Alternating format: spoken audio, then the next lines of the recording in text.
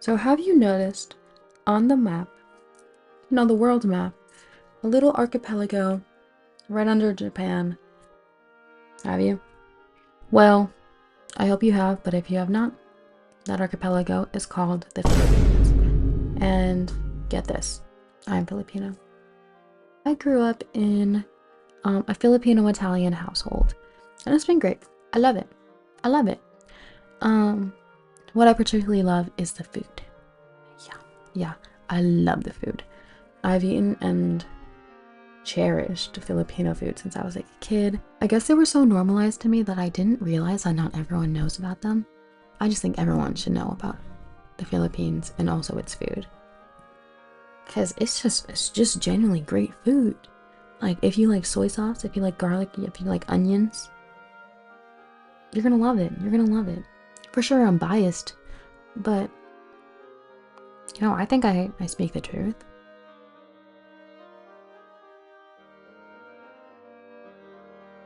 Food culture is vastly influenced by its earliest traders and colonists. Colonialism. Classic. But, just as they call New York a melting pot, so is the Philippines, specifically for the food. Like the first traders were the Chinese, and they brought us soy sauce, fish sauce, and the method of stir frying, among other things, I'm sure. And then more traders from like India, Thailand, Japan, they introduced some more flavor profiles with the spices that they traded with the Philippines. But then a major influence was Spain, because they colonized the Philippines for a hot minute there. By hot minute, I mean 1521 to 1898. A truly hot minute, like a steaming hot minute, a boiling over hot minute, like third-degree burns.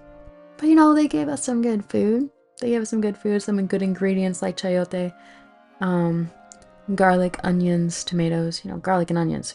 Oh, I love garlic and onions. I put in like everything. One of the later influences on Filipino cuisine were the Americans when they had like a military occupation. It's again classic. They brought about the concept of convenient meals, pre-canned meals, fast food. And one of the biggest ones? Spam. The Americans introduced spam to the Philippines. Thank you guys for doing that, because I love spam so much. I love spam so much. It's a big staple. Everyone loves spam fried rice. We love spam rice. Spam! Growing up, I would always ask my mom for spam fried rice. It was one of the first recipes I ever learned. So good. So good. The American military occupation also brought the tradition of boodle fights, which basically everything is laid out on banana leaves, and then just all of the food is just on that table, and people stand around it and just eat with their hands. So, we've talked about Filipino history. Now let's talk about me. Let's talk about my Filipino history. As I mentioned before, I'm Filipino-Italian. My mom is from the Philippines and my dad is white. Well, he's got mostly Italian, and then there's just like a big mixture of European. That being said, we ate like a lot of Filipino food growing up. Eating so much Filipino food has connected me closer to my mother's culture, to the Philippines. Even as like, I've never been there. I've never, I don't speak the language. I don't, which Mom, I know you're watching this. I still wish you did. Still wish you taught me. It's okay though.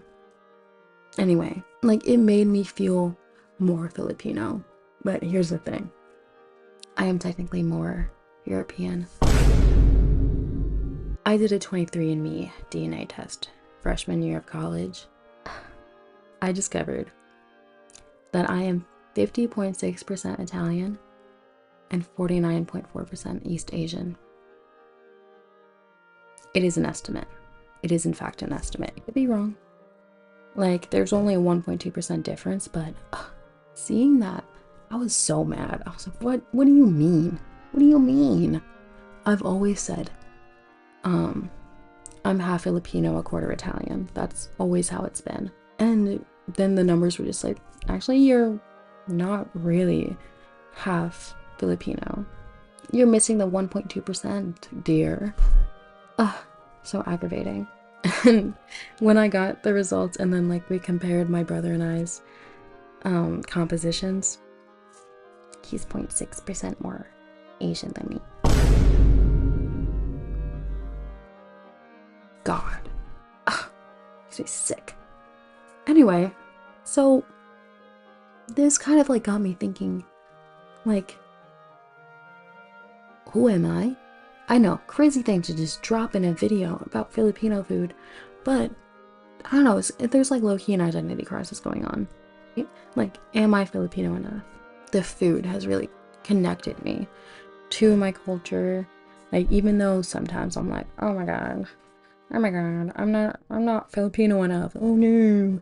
But food really makes me feel so connected to it. When conjuring up this idea for this video, I figured who better to ask about Filipino culture and food than my own mother. Yes, I interviewed my mom. I interviewed my mommy. Say hi. Hi. Can you see it?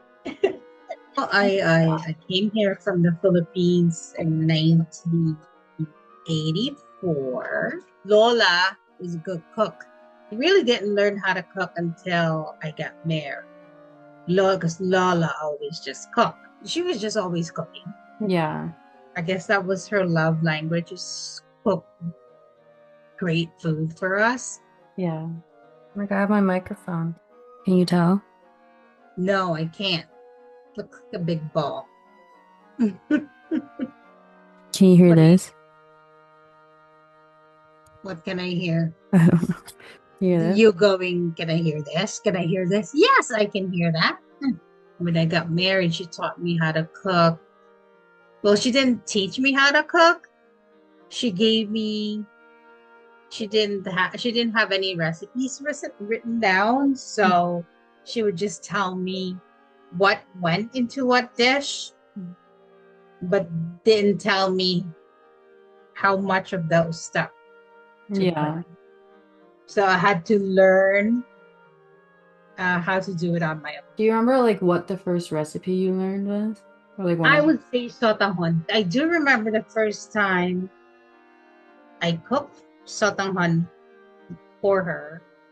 I was so surprised that she let me do it because she was busy playing mahjong. She was in the middle of cooking it, but she was busy playing mahjong. So she let me finish cooking the sotanghon. Yeah. That was the first time, because usually she liked to cook. She liked to cook herself, by herself. No, I'm the same. I just like to cook it. Like if I'm making it for other people, I just like to cook it myself. I only let people do it if like I physically can't do it for some reason. Mm-hmm. Did she like it? Did you do a good job? Of course. So regarding her cooking journey, she says that she didn't actually start cooking until like she got married, which is really interesting to me because like she's such a good cook. Growing up Filipino has just been like really cool. Like it's impacted a lot of the ways that I am, of course, but then also like the way that I interact with food. Like one of the things that comes up the most is how I eat with a spoon and fork. Spoon in the right hand, fork in the left. It completely bewilders anyone outside of that culture, anyone like grew up eating with like a fork and knife. And it also, I think, has made me like a lot more adventurous because Filipino food, with all of the influences that they had through trading and colonization and whatever, there's so many different cultural influences in one cuisine that is uniquely its own. Having like the background knowledge of Filipino food also allows me to be more open to other foods. My brother doesn't have the same mentality. He's picky. My mom always says that I'm a more adventurous eater than him. Take that. You got 0.6 more Filipino DNA than me, Eric. I'm the adventurer. There are a ton of different Filipino dishes that I could implore you to try. Just to rattle off a few. Lumpia, for sure, you gotta try. It's like a big hit. On my dad's side, we bring it and they eat that up. Also asked my mom for recommendations for you guys. Right, what time is it? Oh my God, it's 12 o'clock. I Oh, gotta go. I gotta take a shower. no! What else do you need? Do you have any other recommendations? For food? Yeah, any others? Like we got lumpia. What about like dessert or like breakfast or dessert or drink? Oh, dessert. Oh, turon. Yeah. Leche flan is always good. Noodles. Well, yeah. All different kinds of noodles. There are some restaurants in the city that you can try, like the Gugu Room, Calle, Max's, and Tradicion. The Gugu Room I went to for my 21st birthday, which was last July, and it was fantastic. I brought like my friends who have never tried Filipino food before. They all loved it. Of course the memory's hazy because it's my 21st birthday. I'm just a girl. Food is the heart of one's culture. No matter where you are in the world, no matter how close you might be to your heritage, how much you know, whatever, trying the food from your culture or any other culture just brings you so much closer to it. Because you can see how like the history of that location within its food. I think that's really sweet. I think that's really nice, especially as someone, as I said earlier, who often has an identity crisis about their heritage. Cool. But you know, food is just so transportative, and it just connects you in a way that other things, like just like learning historical facts or, you know, whatever, it's just so much more impactful, like tasting the culture. That reminds me of a little like exercise that we did in my creative writing class. In the last class, my professor gave us packets of honey, and she asked us to taste it. And she said, you can talk about the sweetness of the world, but you actually have to taste it, marinate with it in order to fully embrace the sweetness.